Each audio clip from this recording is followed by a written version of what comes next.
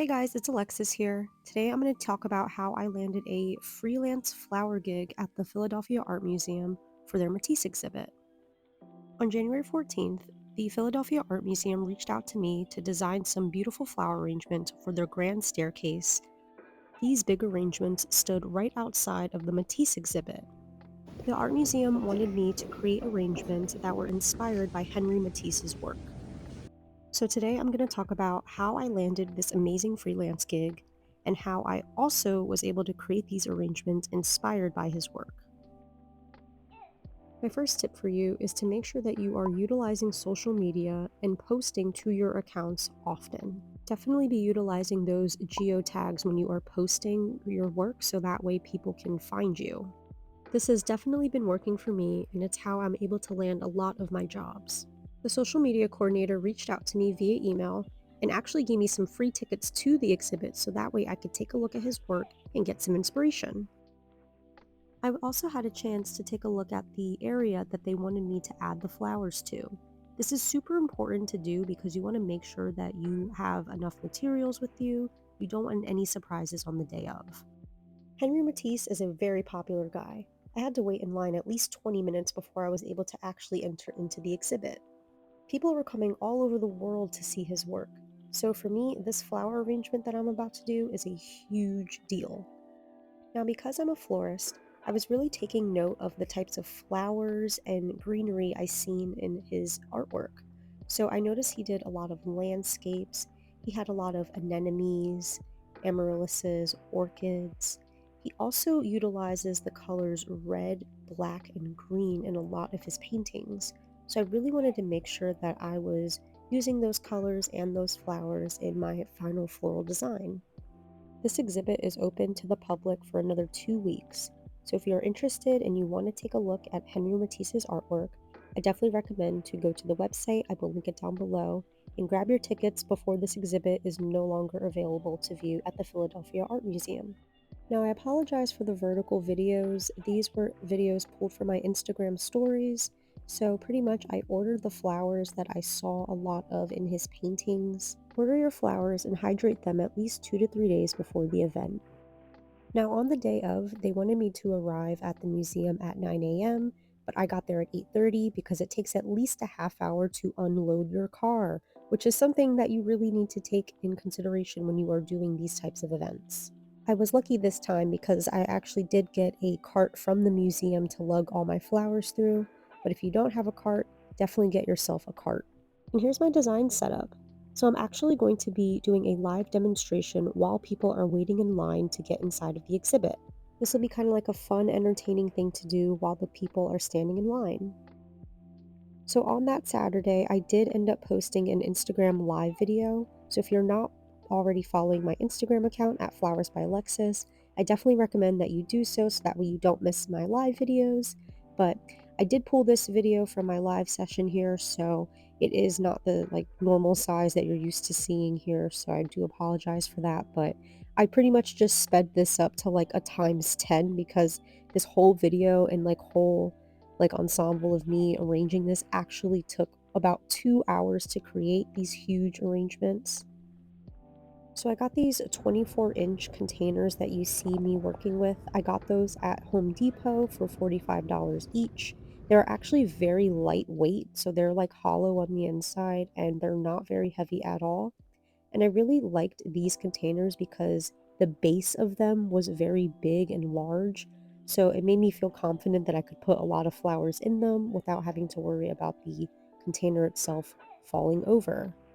I really wanted to make an asymmetrical design because that's just the flower arranging designs that I'm most comfortable with. I noticed Henri Matisse used a lot of trees and foliage in his artwork, so I really wanted to make sure that I included a lot of greenery and tree branches to represent the trees that he had in his art pieces. The colors that I'm mainly focusing on in this design are greens, reds, yellows, and whites. I noticed those were the colors that he seemed to use the most in his paintings.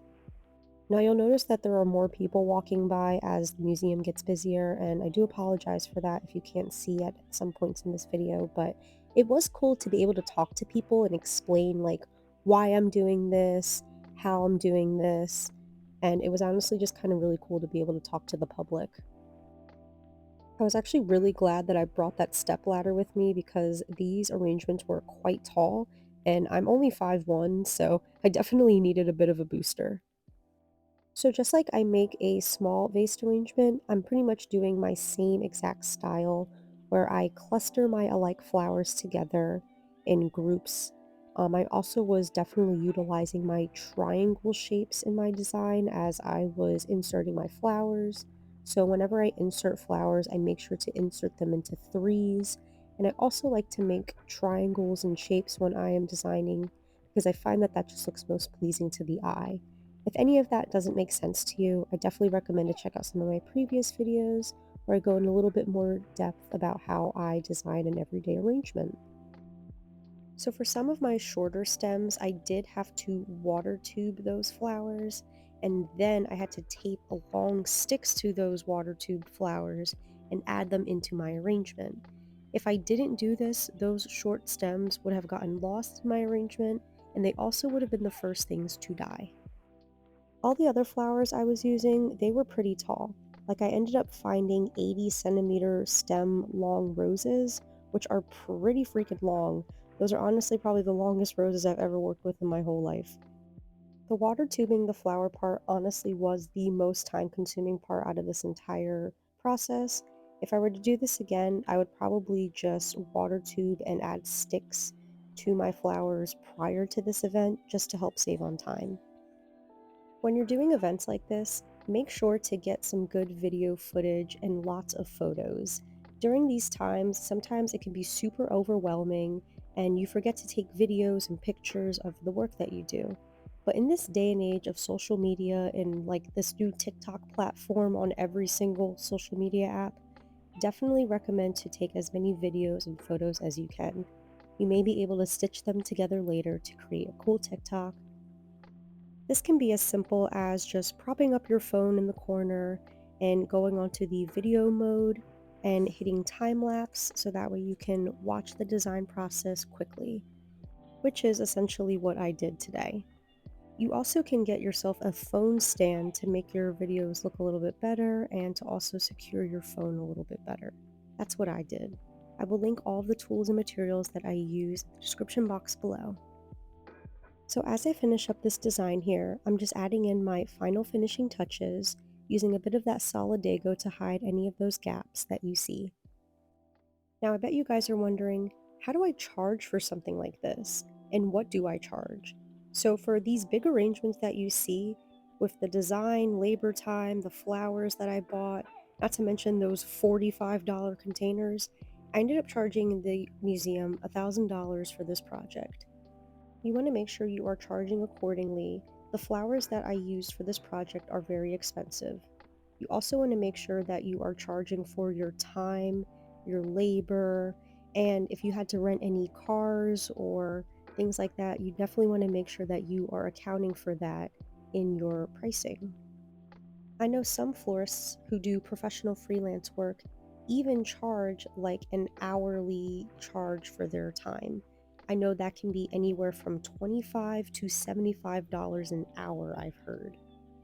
So I was really happy about this part, but once I was actually done the arrangements, the museum staff actually picked them up and put them onto the staircase for me, which was amazing because like these things were really pretty heavy after I was done adding the flowers, the water. They were really, really heavy, so I'm really glad that they were able to help me with that. And here are the done arrangements. Now again guys, I pulled these from my Instagram stories, so I apologize for the weird vertical orientation, but I hope you guys enjoyed creating these designs with me today.